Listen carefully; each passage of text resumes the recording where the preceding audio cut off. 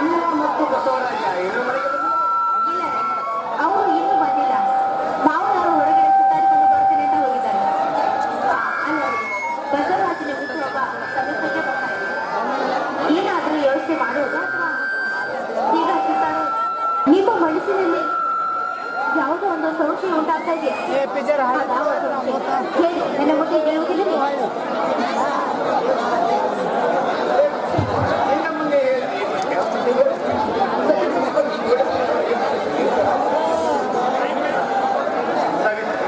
ನಮಗಂತೂ ಮಕ್ಕಳಾಗಲಿಲ್ಲ. ಮುಂದೆಯೂ ಇದೇ ರೀತಿ ನಮಗೆ ಮಕ್ಕಳಾಗಲಿದ್ದರು ಸುನೀಲ ಮತ್ತು ಬಸವರಾಜ ಒಳ್ಳೆ ಇಂಥ ಅಪನಂಬಿಕೆಯನ್ನು ಮನಸ್ಸಿನಲ್ಲಿ ಯಾವತ್ತೂ ಇಟ್ಟುಕೊಳ್ಳಬೇಕು. ಅದಲ್ಲದೆ ಆ ನನ್ನ ಮೈದಿನರು ನನ್ನ ಮಕ್ಕಳಿದ್ದಂತೆ. ನಾನು ಅವರಿಗೆ ಅಮೃತಾನೇ ಮುಚ್ಚಿದ್ದೇನೆ. ಅವರು ಎಂದೂ ನಮಗೆ ಕೇಳು ಬಂದಿಲ್ಲ.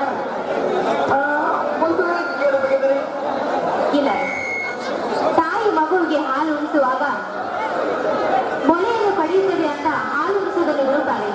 ಇಲ್ಲ, ಆ ಮಗು ಹೊರ ಹಾಕಿದಾಗ ಹಾಲಿನ ಋಣವನ್ನು ಕೇಳುತ್ತಾರೆ, ಇಲ್ಲ ಸಾಯುತ್ತಾರೆ.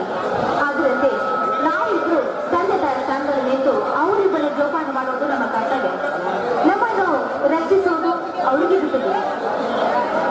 ಸಾವಿತ್ರಿ, ನಿಜವಾಗಿಯೂ ನನ್ನ ಧರ್ಮದೇವರು ಸಾವಿತ್ರಿ. ಮಕ್ಕಳು ಪಿಶಾಚಂತೆ ಕಾಡುವ ಮಂತ್ರಗಳನ್ನು ತೆಗಿತಾರೆ ಈ ಭೂಮಿಯಲ್ಲಿ. ಅಂದರಲ್ಲಿ ಅಂಗನ ಹೆಂಡತಿಯಾಗಿ ನಿನ್ನ ಮೈನವರು ಮಕ್ಕಳಿಂದ ಕಾಡುವ ನಿನಗೆ ಅಮೋಘವಾದ ಸಾವಿತ್ರಿ, ಅಮೋಘವಾದದ್ದು. ಹಾ ಹಾ, ಈ ನಿಮ್ಮ ಹೊಗಳಿಕೆ ಮಾತುತ್ತಾ ಊಟ ಸಾವಿತ್ರಿ, ನಿನ್ನ ಮನಸ್ಸಿನಲ್ಲಿ ನನಗಳ ಭಾವನೆಗಳನ್ನು ಕದಕಲು ಪ್ರಯತ್ನಿಸಿದ್ದೇನೆ ಹೊರತು ನನ್ನ ತಮ್ಮಂದ್ರ ಮೇಲೆ ಮನಸ್ಸನ್ನು ವ್ಯಕ್ತಪಡಿಸುತ್ತಾ ಇಲ್ಲ ಸಾವಿತ್ರಿ. ಸಾವಿತ್ರಿ, ಒಂದು ವೇಳೆ ನಮ್ಮ ತಮ್ಮ ಕೇಳು ಬಗೆಯೋದಿಲ್ಲೊಂದು ಏನು ನಾನು ಕೇಳಿದ್ದು ತಪ್ಪಾಯಿತು. ಸಾವಿತ್ರಿ, ನಡಿ ಊಟಕ್ಕೆ ಬರುವೆ. ನನಗೆ ಸಂಭಾವನೆ ಏನ್ ಹೇಳಿದೆ? ಮಾತು ಸಾಕು. ಈ ನೀವು ಹೊಗಳಿಕೆ ಆಯ್ತಾ ಇತ್ತು. ಬನ್ನಿ ಊಟ ಮಾಡೋದು. ನಡೀತಾರೆ.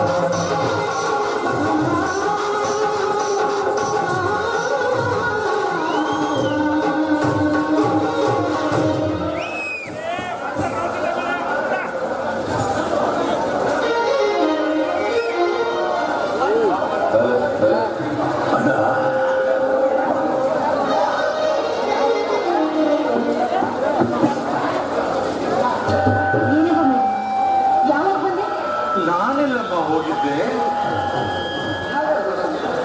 ದಿನಾಲು ಸುತ್ತಾಡಿಕೊಂಡು ಬಂದು ನಮಸ್ಕರಿಸಿರ್ತಿರಲ್ಲ, ಅದಕ್ಕೆ ಕಳಿಸಿದ್ದಾರೆ.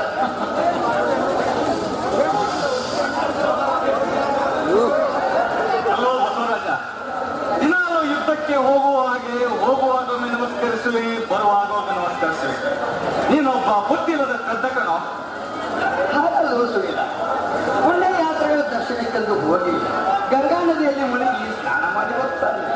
ಹಿಂದೆ ಮಾಡಿದ ಪಾಪ ಎಲ್ಲ ಪರಿಹಾರವಾಗುತ್ತದೆ ಎಂದು ತಿಳಿದುಕೊಳ್ತಾನೆ. ಒಂದು ಮರುದಿನವೇ ಮತ್ತೆ ಪಾಪ ಕಾರ್ಯಗಳನ್ನು ಮಾಡಲು ತಂದುಬಿಡ್ತಾನೆ. ಅದೇ ರೀತಿ ನಿನ್ನ ತಮ್ಮ ಹೊರಗೆ ಹೋದಾಗ ಯಾವ ಪಾಪ ಪುಣ್ಯ ಕಾರ್ಯವನ್ನು ಮಾಡಿ ಬರ್ತಾನೆಯೋ ಯಾರಿಲ್ಲ. ಅದಕ್ಕೆ ದಿನವೂ ಅವರ ಅಕ್ಕನಿಗೆ hello hello hello, excuse me please. ಅತ್ತಿಗೆಮ್ಮ, ನೀನಾದ್ರೂ ಇವ್ರಿಗೆ ಹೇಳ್ಬಾರ್ದ? ಅಣ್ಣಂದಿರು ಯಾವತ್ತಿಗೂ ನನಗೆ ಇದೇ ರೀತಿ ತಮಾಷೆ ಮಾಡ್ಬೋದು. ಒಂದ್ ಸ್ವಲ್ಪ ಫೈಲ್ ಮೇಲೆ ತಗೊಳ್ಳಿ ಅವ್ರನ್ನ. ಸರಿ ಸಾಕು ನೀವಿಬ್ರು ಎಷ್ಟೇ ಆಗಲಿ ಅವಳು ನನಗೆ ಮೈದನಂದ್ರೆ ನನಗೆ ಮಗನಿದ್ದ ಹಾಗೆ. ಹಾ, ನೀವಿಬ್ರು ನನಗೆ ಮಕ್ಕಳಿದ್ದರೆ ನೋಡ್ರಿ ಅಂತಿದ್ದೀರಾ, ಯಾವ ರೀತಿ ಮಾತು ಒಟ್ಟಿನ ಮೇಲೆ ಭಾರ ಅವನ ಮೇಲಿದೆ. ಅಣ್ಣ, ಅತ್ತಿಗೆ ತಮ್ಮ ಒಂದೆಡೆ ಆದರೆ ನಾನು ನೀನು ಒಂದಾಗೋಣ. ಅದು ಸರಿ. ಮತ್ತು ಅಪ್ಪ ಯಾರ ಕಡೆಗೆ? ಅಪ್ಪ ನಮ್ಮ ಕಡೆ ಅಲ್ವೇ ನಮ್ಮ? ಹೌದಪ್ಪ, ಮಾವನವರು ನಮ್ಮ ಕಡೆನೇ ಇರಲಿ. ಓ, ಹಾಗೆ ಆಗಲ್ಲ. ಅಪ್ಪಾಜಿ ನಮ್ಮ ಕಡೆ ಇರಬೇಕು. ಓ, ಸಾಧ್ಯ ಇಲ್ಲ. ನಮ್ಮ ಅದನ್ನೇ ಹೇಳ್ಬೇಡಿ, ನಮಗೆ ಗೊತ್ತು. ಆಗಲ್ಲ, ನಮ್ಮ ಕಡೆ ನೋಡೋತ್ತಿಗೆ ನಾನು ಹೇಳ್ತಾ ಇದ್ದೀನಿ, ಅಪ್ಪಾಜಿ ನಮ್ಮ ಕಡೆಗೆ ಬೇಕು, ನಮ್ಮ ಕಡೆಗೆ ಬೇಕು, ನಮ್ಮ ಕಡೆಗೆ ಬೇಕು. ಇಲ್ಲ, ನೋಡಪ್ಪ, ಈಗ ಜಗಳ ಮಾಡಬೇಡಿ. ಮಾವನವರು ಹೊರಗಡೆ ಸುತ್ತಾಡಿಕೊಂಡು ಬಂದು ಹೋಗಿದ್ದಾರೆ. ಅವರು ಬಂದ ನಂತರ ಏನನ್ನ ಡಿಸ್ಕಷನ್ ಮಾಡಿದ್ರೆ ಆಯ್ತು. ನೋಡಿದ್ದೀರಾ, ನನ್ನ ಕೈಯಿಂದ ಜಗಳ ಹಚ್ಚುವುದು ಆಗೋದಿಲ್ಲ ಅಂತ ಹೇಳ್ತಿದ್ರಿ. ನಿಮ್ದು ಹೇಗೆ ಹಚ್ಚಿದೆ ಜಗಳ? ಅವರೇ ಇದೆಲ್ಲ ನಾಟಕನ? ಸುಮ್ಮನಿರಲ್ಲ, ಒಳ್ಳೆ ತಮಾಷೆ ಆಗಿ ಹೋಯ್ತು ಇದು. ಅಲ್ಲ, ಮಾತಾಡ್ತಾ ಮಾತಾಡ್ತಾ ಬೇರೆ ಆಗೋ ವಿಚಾರದವರೆಗೆ ಹೋಗ್ಬಿಟ್ಟು ಅದೆಲ್ಲ ಬೇಡಪ್ಪ. ಅದಿರ್ಲಿ, ಅತ್ತಿಗೆಮ್ಮ, ಅಪ್ಪಾಜಿ ಕಾಣಿಸ್ತಿಲ್ವಲ್ಲ, ಎಲ್ಲಿಗಮ್ಮ ಹೋಗಿದ್ದಾರೆ? ನೋಡಪ್ಪ ಮೈದ್ರ ಹೊರಗಡೆ ಸುತ್ತಾಡಿಕೊಂಡು ಬಂದು ಹೋಗಿದ್ದಾರೆ. ನೆನೆಸುವಷ್ಟರಲ್ಲಿ ನಮ್ಮ ಮಾವನವರು ಬರ್ತಾ ಇದ್ದಾರೆ ನೋಡಿ.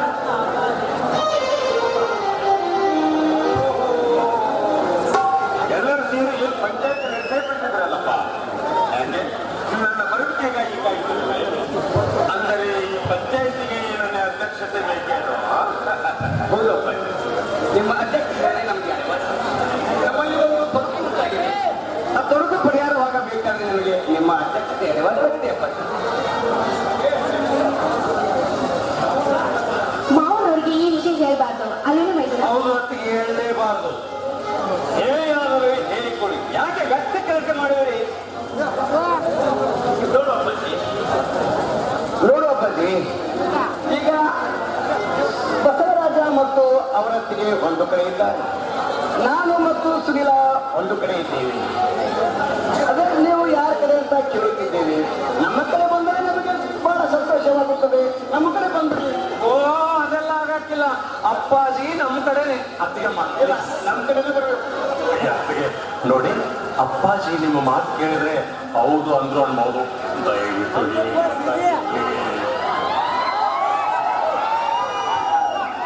ಮಾವ, ಎಷ್ಟೇ ಆದ್ರೂ ನಾನು ನಿಮ್ಮ ಮುದ್ದಿನ ಸೊಸೆಯಲ್ಲಿ ನೀವು ನಮ್ಮ ಕಡೆನೇ ಅಲ್ವಿನ ಮಾವ. ಪಕ್ಷಿನ ಅದಕ್ಕೆ ಅದೆಲ್ಲ ಆಗಲ್ಲ. ಅಪ್ಪಾಜಿ ಏನಾದ್ರು ನಿಂದೇ ಲಾಸ್ಟ್ ಡಿಸಿಷನ್. ಮಾಡುವವನಿಗೆ 2 ಕಣ್ಣುಗಳಿವೆ, ಅದರಲ್ಲಿ ಯಾವುದು ಹೆಚ್ಚು? ಅಪ್ಪಾಜಿ ಎರಡು ಹೆಚ್ಚು. ಹಾ, ಕರೆಕ್ಟ್ ಆನ್ಸರ್. ಅದರಂತೆ ನೀವೆಲ್ಲರೂ ನನ್ನ 2 ಕಣ್ಣುಗಳಿದ್ದ ಹಾಗೆ. ಒಂದು ಕಣ್ಣಿಗೆ ನೋವಾದರೆ ಇನ್ನೊಂದು ಕಣ್ಣಲ್ಲಿಯೂ ಸಹ ನೀರು ಬರುತ್ತದೆ. ನಿಮ್ಮಲ್ಲಿ ಯಾರಿಗಾದರೂ ಏನಾದರೂ ಆದರೆ ಅದನ್ನು ಸಹಿಸುವ ಶಕ್ತಿ ತಾಳ್ಮೆ ನನ್ನಲ್ಲಿಲ್ಲ. ನನ್ನ ಜೀವನದ ಆಧಾರವಾಗಿರುವ ಈ ದೇಹದ ಪ್ರತಿಯೊಂದು ನರನಾಡಿಗಳಲ್ಲಿ ಬಡಿತ ತಪ್ಪಿಸಿ ದುಃಖವನ್ನು ಕೊಟ್ಟು ಕಳಿಸಿಬಿಡುತ್ತೇನೆ ನನ್ನ ಪ್ರಾಣವನ್ನು. ಅಪ್ಪಾಜಿ ಅಪ್ಪಾಜಿ ಅಪ್ಪಾಜಿ, ನನಗೊಂದು ವಚನ ಕೊಡ್ತೀರಾ ಅಪ್ಪಾಜಿ? ಕೇಳು ಕೇಳು, ಯಾವ ಮಾತು? ನೋಡಿ ಅಪ್ಪಾಜಿ, ಈ ಮನೆಯಲ್ಲಿ ನಾವು 3 ಜನ ಯಾವುದೇ ವಿಷಯಕ್ಕಾದ್ರೂ ಜಗಳ ಆಡಿ ಬೇರೆ ಆದ್ರೂ ಕೂಡ ನೀವು ಮಾತ್ರ ಈ ಹುಟ್ಟಿದ ಮನೆಯನ್ನ ಬಿಟ್ಟು ಎಲ್ಲೂ ಹೋಗಲ್ಲ ಅಂತ ನನಗೆ ವಚನ ಕೊಡ್ತೀರಾ ಅಪ್ಪಾಜಿ? ಆಯ್ತು ಮಾರಾಯ, ಆಯ್ತು, ನಿನ್ನಂತೆ ಆಗಲಿ. ಒಂದೇ ತಲೆ ತಂದ್ಕೊಂಡ್ಬಿಟ್ಟಿದ್ರೆ ಅಂದ್ರು ನಗಿರು ಮತ್ತೆ ತಿರುಗುಡ್ತಾ ಇದೆ. ಊಟ ಮಾಡೋಣ.